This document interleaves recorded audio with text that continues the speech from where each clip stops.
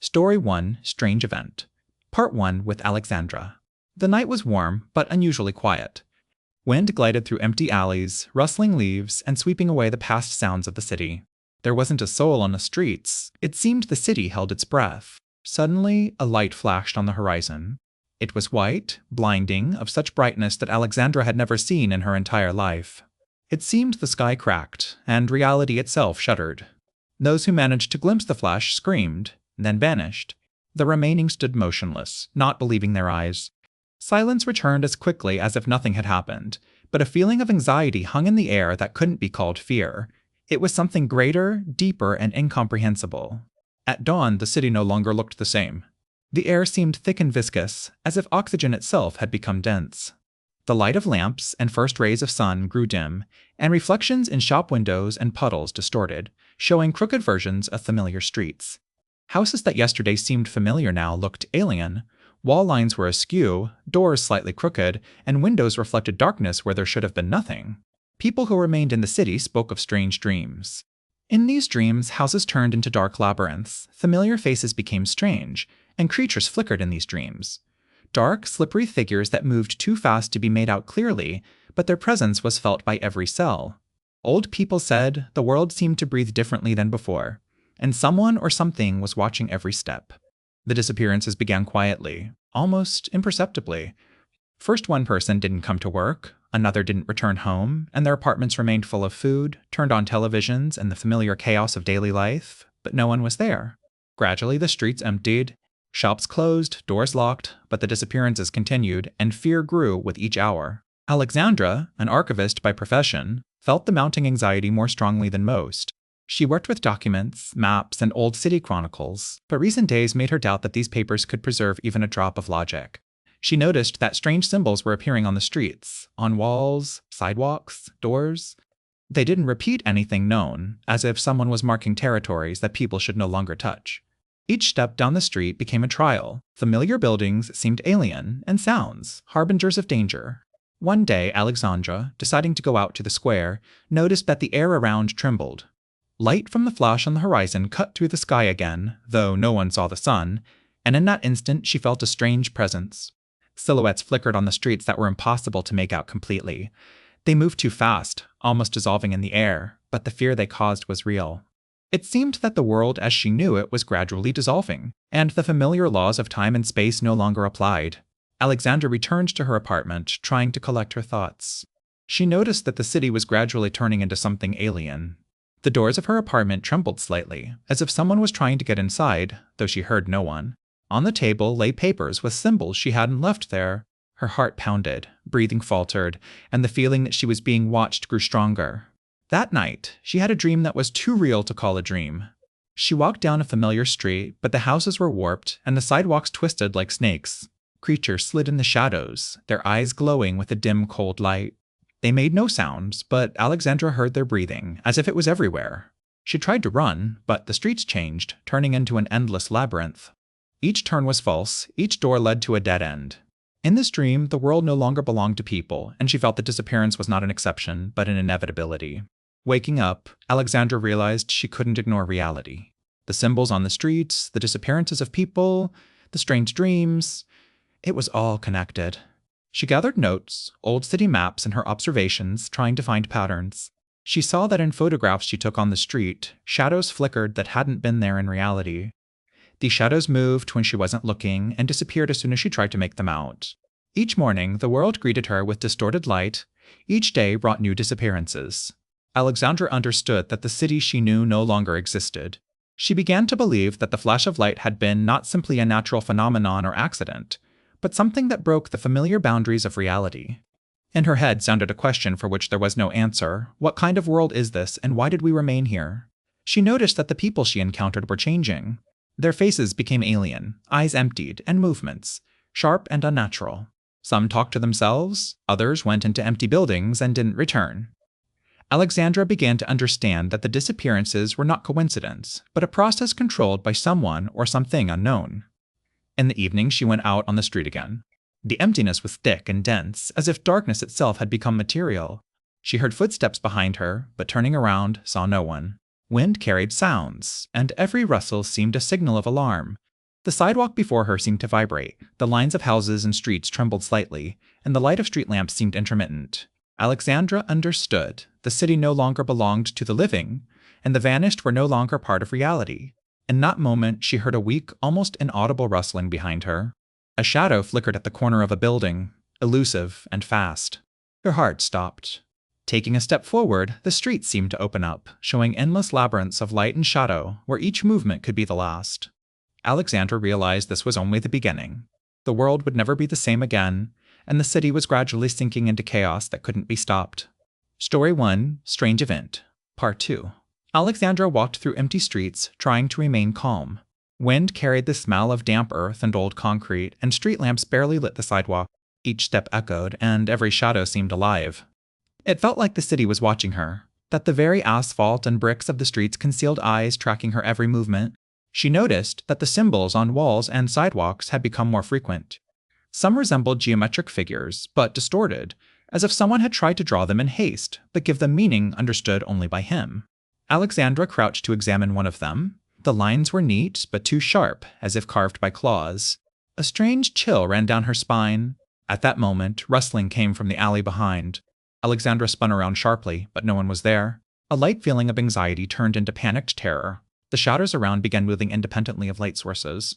She quickened her pace, trying to reach a more illuminated street, but each turn of the familiar route seemed alien, as if the world had stopped obeying the laws of geometry.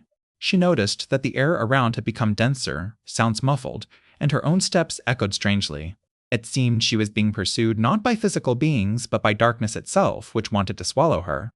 For a moment, Alexandra remembered old people's stories about nightmares, in which houses turned into endless labyrinths, and familiar faces became alien, with empty eyes watching without feeling. When she reached the square, empty and dead, her attention was drawn to a figure. At first, she thought it was a person, but the silhouette was blurred, as if woven from light and shadow simultaneously. It didn't move, but presence was felt, and Alexandra's heart pounded as if ready to leap from her chest. She tried to approach closer, but the figure vanished, dissolving in the air. In its place remained a symbol, the same as on walls and sidewalks. Alexandra leaned down to examine it. The lines seemed to tremble, as if they wanted to tear free from the surface and draw her inside. She was gripped by the feeling that the city no longer belonged to the living. Returning to her apartment, Alexandra tried to capture everything on camera and make notes. But when she turned on the video recording, she discovered that shadows flickered in the frames that hadn't been there in reality. They moved independently of her actions, appeared and disappeared, leaving a feeling of alien presence. Her home had become part of the same reality where the vanished no longer existed, and symbols and shadows were traces of something alien. Night brought new strangeness. Alexandra's dreams became indistinguishable from reality. She saw streets that changed under her feet, buildings that turned like a labyrinth, and streetlight interrupted, forming tunnels of darkness. Creatures appeared again and again. They didn't speak, didn't move like people, but their presence was felt in everything, even in her own thoughts. Waking up, Alexandra realized she could no longer distinguish day from night and reality from dream. Symbols began appearing in her own apartment, on walls, floor, mirrors. Sometimes it seemed the lines moved by themselves, as if someone was watching and trying to communicate. Everything around her was becoming strange and dangerous. People who still remained in a city looked alien. Their movements became sharp and unnatural. Faces lost familiar expressions and eyes emptied. Some walked down empty streets, talked to themselves, and disappeared into buildings from which they didn't emerge. Alexandra understood that disappearances were part of a process, and the city was gradually becoming a field of alien will. One day, walking down a street, Alexandra noticed a small group of people hiding in the shadow of an old store. They looked haggard and frightened. They didn't talk, only exchanged glances full of distrust. When Alexandra tried to approach closer, one of them sharply raised his hand, showing that her approach was unwelcome. Fear was so strong that even she felt that any mistake could be the last. She understood survival didn't depend only on her caution. It depended on understanding that the surrounding world had stopped obeying familiar laws. The city, streets, houses, people, everything had become part of an alien game, where each step could be deadly, and each glance, a signal for something she couldn't yet understand. Alexandra returned home with a heavy feeling of doom. She tried to pull herself together, systematize everything that was happening, search for patterns and explanations. But the more she observed, the clearer it became that the world she knew had vanished, and those who disappeared no longer belonged to familiar reality. The city was slowly sinking into chaos, and she remained alone at its center, forced to observe and survive in a world that had begun to live its own alien life. Story 1, Strange Event, Part 3. The day began not with sun, but with heavy gray light that seemed dense, almost material. Alexandra walked through the city streets, but each step felt like crossing quicksand. The air was thick, as if saturated with alien energy, and every movement of shadow around the corner caused a shiver in her spine. She noticed the first survivors. Small groups of people, frightened, pale, with eyes full of distrust. They didn't talk, only hurried to familiar but empty places, as if each meter of the city could become a trap. Alexandra tried to approach one of these groups. Her steps echoed, and the survivor's hearts beat even faster. One man even threatened with a raised hand, as if her presence could bring death. But people weren't the most terrible thing. Among the shadows they began to manifest, beings that didn't obey the laws of reality. At first Alexandra saw only vague outlines, silhouettes shifting and sliding, as if semi-transparent, but their eyes glowed with cold, alien light. They moved soundlessly, smoothly, like water, and appeared in places where ordinary logic didn't work. Alexandra watched as one of these creatures appeared right in front of a store window. It had no clear face, but radiated a feeling of threat that chilled to the bone. People nearby froze, as if in a stupor. When the creature disappeared, it left behind a barely perceptible vibration in the air, as if reality itself trembled from its presence. With each step, Alexandra understood more clearly. The vanished people hadn't simply disappeared. They had fallen into a world where these beings already ruled. And the city, streets, houses, everything was becoming an arena for their presence. She tried to capture what was happening on camera, but each time she turned on recording, the frames distorted. Creatures flickered, appeared, and disappeared so quickly that the human eye couldn't fix them. When she reached the square, her attention was drawn to movement among empty buildings. At first she thought it was one of the survivors, but the figure was strange, too tall, with long limbs that bent at impossible angles. Her eyes met the creature's eyes, cold and glowing, and Alexandra felt icy horror run down her spine. She understood this wasn't just observation. The creature was studying her, testing her, as if the city was its laboratory. Alexandra ran, not choosing her path. Each familiar building suddenly became alien, streets changed direction, and streetlight interrupted, forming dark corridors impossible to pass without fear. She heard footsteps, breathing, and quiet rustling around, though she saw no source. The world began to compress around her, turning into a labyrinth where each mistake could be the last. Along the way, she saw another group of people trapped in a corner between buildings. Creatures flickered among them, semi-transparent, with eyes glowing cold light. The people were as if paralyzed by fear. Alexandra tried to shout to them, but no voice came. Her tongue seemed to betray her treacherously. She understood that these creatures didn't just observe. They controlled perception, forced people to submit to fear, broke minds. When she finally reached a safe building, her hands trembled and her heart pounded wildly. Symbols on walls became even more frequent and distorted. Lines trembled as if wanting to go beyond the surface. Alexandra understood that the city she knew no longer existed. It had become an arena for alien force, where people, vanished and remaining, became part of an experiment that controlled time, space, and fear. Night again brought dreams indistinguishable from reality. Alexandra saw streets twisting under her feet, houses that became endless corridors, and creatures appeared again and again, sliding along walls, ceilings, and darkness. Each step was a trap, each movement could be the last. She began to understand that the vanished hadn't disappeared, but had fallen into a world where the laws of familiar reality no longer applied, and creatures had become masters of space and time. She returned to her apartment with a heavy feeling of doom. The city was slowly sinking into chaos, and Alexandra remained alone at its center, observing and surviving in a world that had begun to live its own alien life. Story 1, Strange Event. Part 4, Alexandra walked through streets that were no longer streets, but bizarrely winding corridors where walls changed shape right before her eyes. It seemed the city breathed, buildings swayed slightly, sidewalks bent, and windows that yesterday she'd seen as familiar reflected alien reality. She stopped, trying to comprehend what was happening, but logic no longer worked. Time flowed unevenly, seconds stretched, minutes compressed, and familiar clocks showed strange combinations of numbers, as if the count of time belonged to another world. Streetlight flickered, interrupted, forming corridors of darkness in the air through which it was impossible to pass. Alexandra noticed that even the most familiar buildings had become alien. Shops, pharmacies, schools. Everything distorted, as if overlaying each other in a spatial ribbon where past, present, and future mixed into one. She tried to capture everything on camera, but the image was incomprehensible. Lines curved, colors merged into a dark mass, and shadows seemed to move independently of light sources. Alexandra felt a light chill pass through her entire body. The city no longer belonged to the living, and the vanished had become part of a new reality controlled by alien force. Along the way, she noticed a group of people.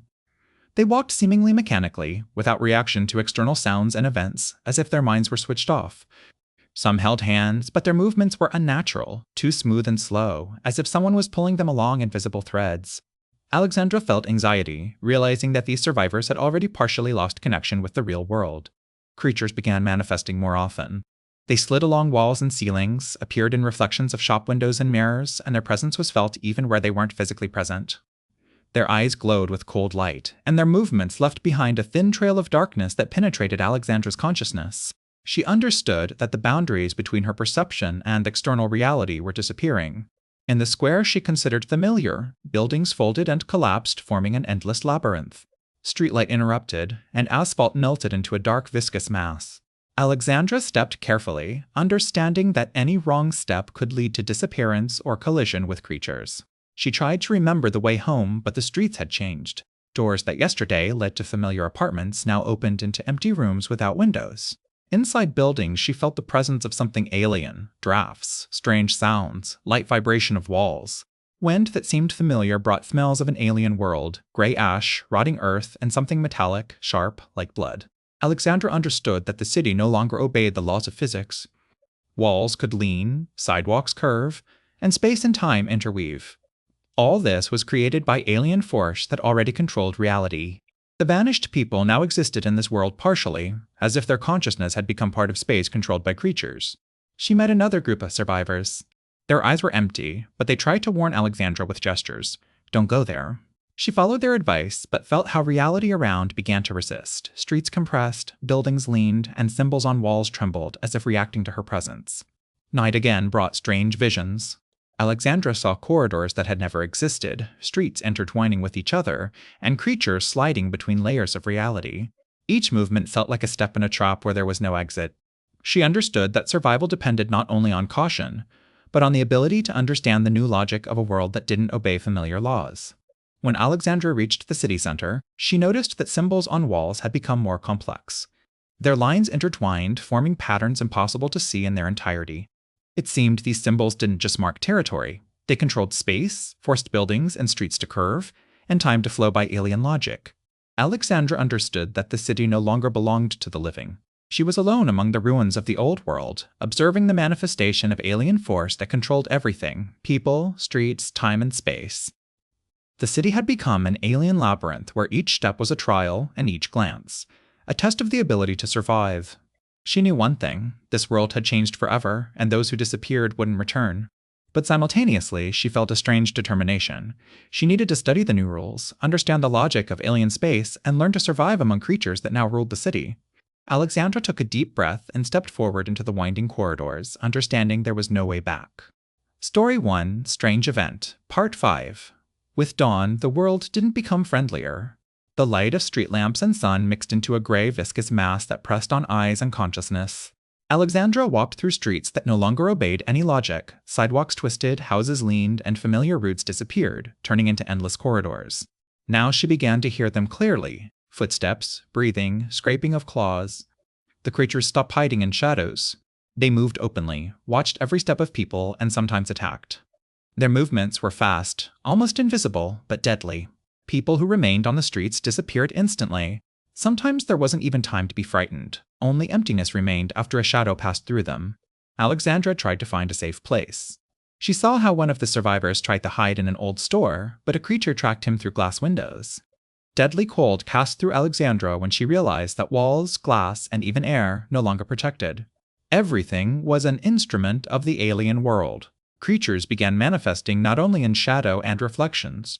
Sometimes they materialized right before her eyes, silhouettes with long limbs, faces without features, eyes glowing with cold light. Their movements violated familiar physics. They could bend space around themselves, jump from one street to another, appearing where they physically shouldn't be. Alexandra noticed strange changes in the remaining people.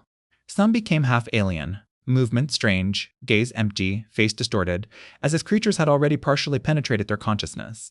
She understood that threats now came not only from outside. Reality itself, the very life of people, had become an arena of alien force. She hid in an old building that seemed stable. But the silence was deceptive.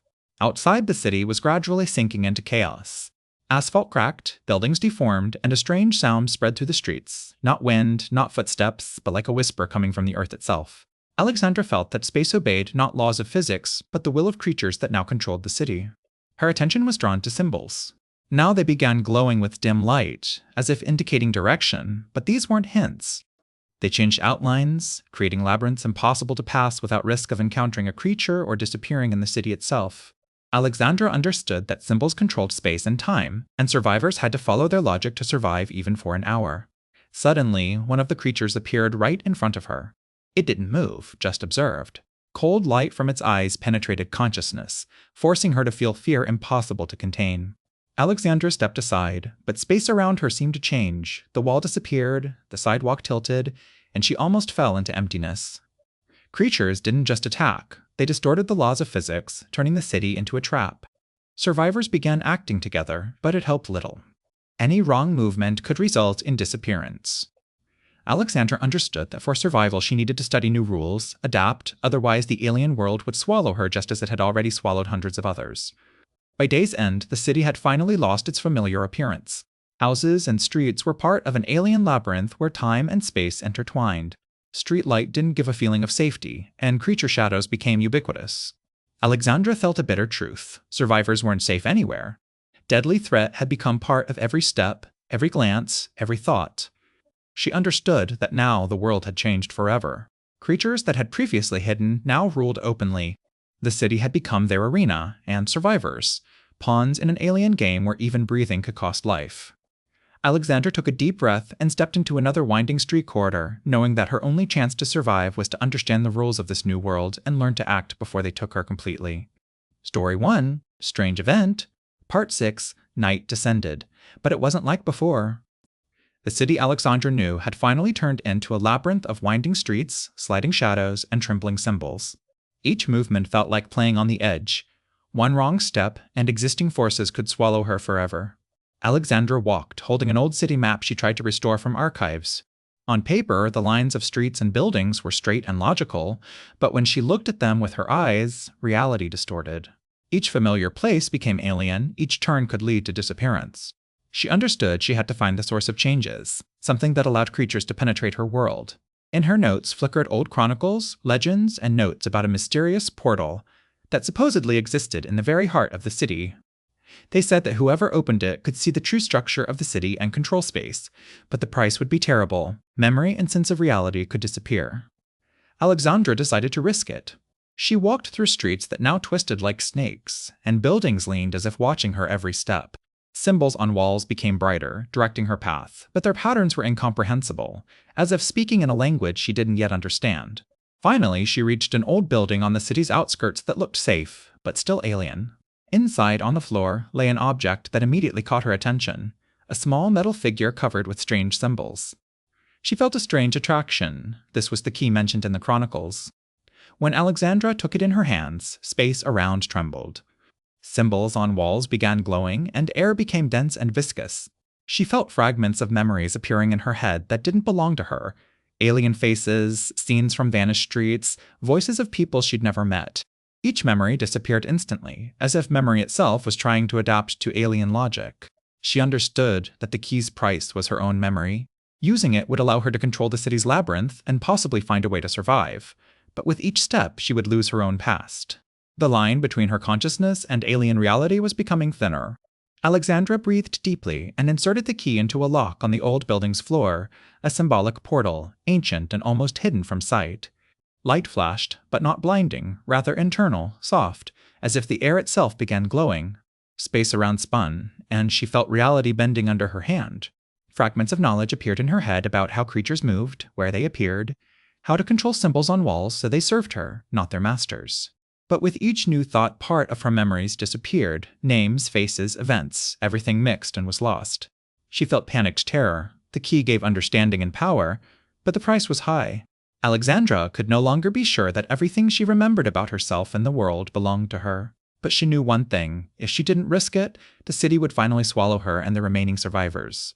Using the key, Alexandra began moving through winding streets that now partially obeyed her will. Symbols reacted to her movement, space allowed passage through labyrinths of buildings and alleys. Creatures continued manifesting, but now she could anticipate their steps, plan her routes, distort space around herself. But each step cost memory. She began forgetting names of people she knew, faces she loved, familiar streets that had once been her home. All that remained was a feeling of survival, and a strange but sharp understanding of how to control this new alien city. Alexandra realized the key gave her a chance, but the price was too high. She was now part of the alien world, balancing between human memory and alien reality.